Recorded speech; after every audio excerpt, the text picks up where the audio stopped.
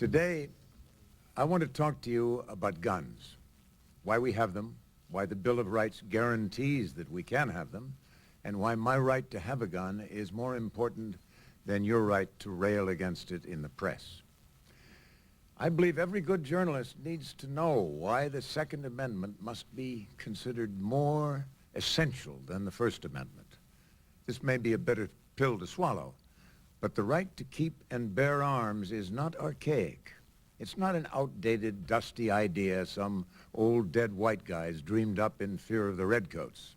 No, it's just as essential to liberty today as it was in 1776.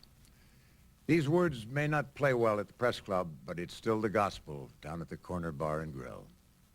And your efforts to undermine the Second Amendment, to deride it, and denigrate it, to degrade it, to readily accept diluting it, and eagerly promote redefining it, threaten not only the physical well-being of millions of Americans, but also the core concept of individual liberty our founding fathers struggled to perfect and protect.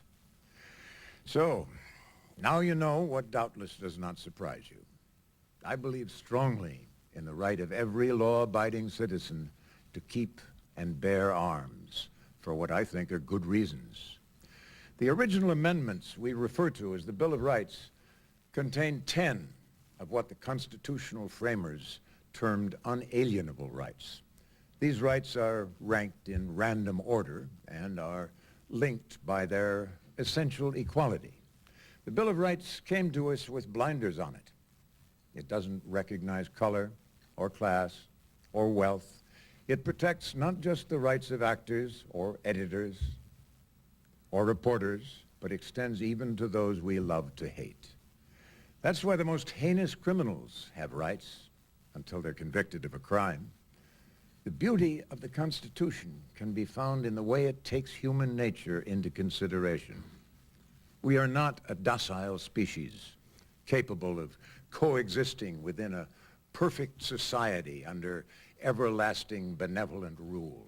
We are what we are: egotistical, corruptible, vengeful, sometimes even a bit power mad. The Bill of Rights recognizes this and builds the barricades that need to be in place to protect the individual. You, of course, remain zealous in your belief that a free nation must have a free press and free speech to battle injustice, unmask corruption, and provide a voice for those in need of a fair and impartial forum. I agree wholeheartedly. A free press is vital to a free society. But I wonder how many of you will agree with me that the right to keep and bear arms is not just equally vital, but the most vital to protect all the other rights we enjoy. I say that the Second Amendment is, in order of importance, the First Amendment. It is America's first freedom, the one right that protects all the others. Among freedom of speech, of the press, of religion, of assembly, of redress of grievances, it is the first among equals. It alone offers the absolute capacity to live without fear.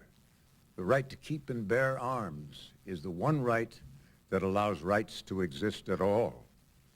Now, either you believe that or you don't, and you must decide, because there's no such thing as a free nation where police and military are allowed the force of arms, but individual citizens are not.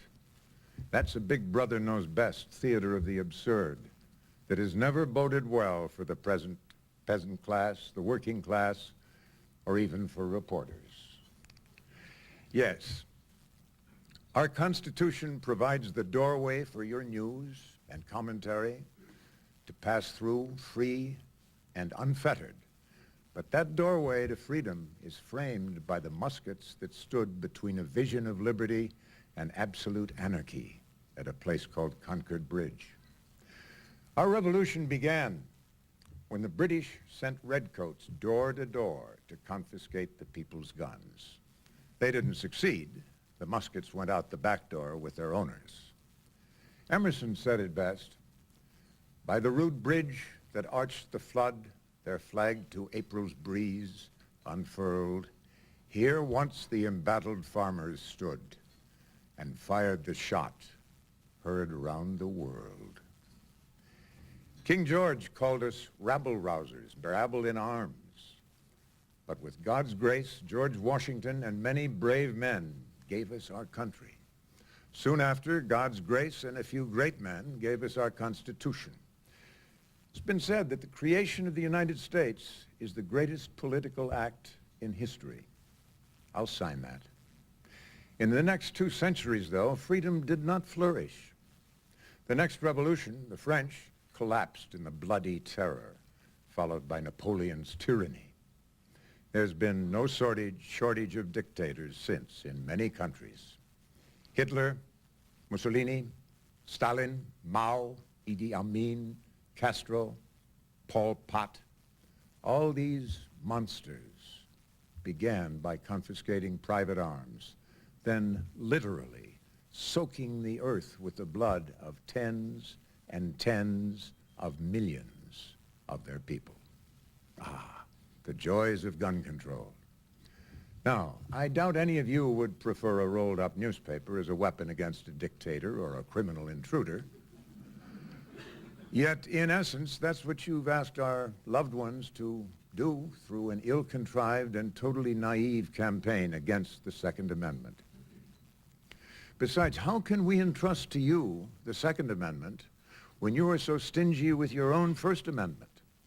I say this because of the way in recent days you've treated your own, those journalists you consider the least among you. How quick you've been to finger the paparazzi with blame and to eye the tabloids with disdain. How eager you've been to draw a line where there is none, to demand some distinction within the First Amendment that sneers, they are not one of us. How readily you let your lesser brethren take the fall, as if their rights were not as worthy and their purpose not as pure and their freedom not as sacred as yours. So now, as politicians consider new laws to shackle and gag paparazzi, who among you will speak out? Who here will stand and defend them? Well, if you won't, I will. Because you do not define the First Amendment. It defines you. And it is bigger than you. Big enough to embrace all of you, plus all those you would exclude. That's how freedom works. It also demands that you do your homework. Again and again, I hear gun owners say, how can we believe anything the anti-gun media says when they can't even get the facts right? For too long, you've swallowed manufactured statistics and fabricated technical support from anti-gun organizations that wouldn't know a semi-auto from a sharp stick. And it shows. You fall for it every time. That's why you have very little credibility among 70 million gun owners and 20 million hunters and many millions of veterans who learned the hard way which end the bullet comes out. And while you attack the amendment that defends your homes and protects your spouses and children, you've denied those of us who defend all the Bill of Rights a fair hearing or the courtesy of an honest debate. If the NRA attempts to challenge your assertions, we are ignored. And if we try to buy advertising time or space to answer your charges, more often than not, we are denied. How's that for First Amendment freedom? Clearly, too many have used freedom of the press as a weapon, not only to strangle our free speech, but to erode and ultimately destroy the right to keep and bear arms as well. In doing so, you promoted your profession to that of constitutional judge and jury, more powerful even than our Supreme Court, more prejudiced than the Inquisition's tribunals. It's a frightening misuse of constitutional privilege, and I pray that you will come to your senses and see that these abuses are curbed. As a veteran of World War II, as a freedom marcher who stood with Dr. Martin Luther King long before it was fashionable, and as a grandfather who wants the coming century to be free and full of promise for my grandchildren, I am troubled. The right to keep and bear arms is threatened by political theatrics, piecemeal lawmaking, talk show psychology, extreme bad taste in the entertainment industry, and ever-widening educational chasm in our schools, and a conniving media that all add up to cultural warfare against the idea that guns ever had or should now have an honorable and proud place in our society. But all of our rights must be delivered into the 21st century as pure and complete as they came to us at the beginning of this century. Traditionally, the passing of that torch is from a gnarled old hand down to an eager young one. So now, at 72, I offer my gnarled old hand. I've accepted a call from the National Rifle Association of America to help protect the Second Amendment. I feel it's my duty to do that. My mission and vision can be summarized in 3 simple points. First, before we enter the next century, I expect to see again a pro-Second Amendment president in the White House. Secondly, I expect to build an NRA with the political muscle and clout to keep a pro-Second Amendment Congress in place. Third is a promise to the next generation of free Americans. I hope to help raise $100 million for NRA programs and education before the year 2000. At least half of that sum will go to teach American kids what the right to keep and bear arms really means to their culture and their country. We've raised a generation of young people who think that the Bill of Rights comes with their cable TV. Leave them to their channel surfing, and they'll remain oblivious to history and heritage that truly matter. Think about it. What else must young Americans think when the White House proclaims, as it did, that a firearm in the hands of youth is a crime or an accident waiting to happen? No. It's time they learned that firearm ownership is constitutional, not criminal. In fact, few pursuits can teach a young person more about responsibility, safety, conservation, their history, and their heritage all at once. It's time they found out that the politically correct doctrine of today has misled them, and that when they reach legal age, if they do not break our laws, they have a right to choose to own a gun. A handgun, a long gun, a small gun, a large gun, a black gun, a purple gun, a pretty gun, an ugly gun, and to use that gun to defend themselves and their loved ones or to engage in any lawful purpose they desire without apology or explanation to anyone, ever. This is their first freedom. If you say it's outdated, then you haven't read your own headlines. If you say guns are destroying our society, I would answer that you know better.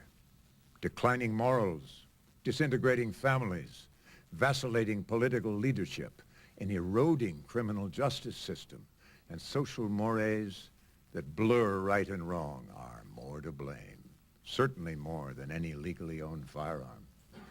I want to rescue the Second Amendment from an opportunistic president and from a press that apparently can't comprehend that attacks on the Second Amendment set the stage for assaults on the First.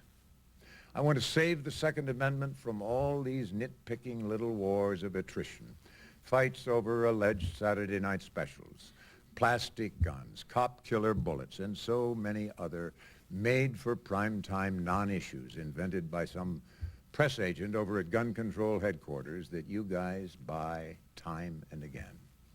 I simply cannot stand and watch a right guaranteed by the Constitution of the United States come apart under attack from those who either can't understand it, don't like the sound of it, or find themselves too philosophically squeamish to see why it remains the first among equals, because it is the right we turn to when all else fails.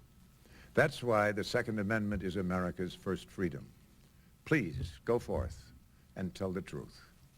There can be no free speech, no freedom of the press, no freedom to protest, no freedom to worship your God, no freedom to speak your mind, no freedom from fear, no freedom for your children and for theirs, for anybody, anywhere without the Second Amendment. Freedom to fight for it. If you don't believe me, just turn on the news tonight. Civilization's veneer is wearing thinner all the time. Thank you.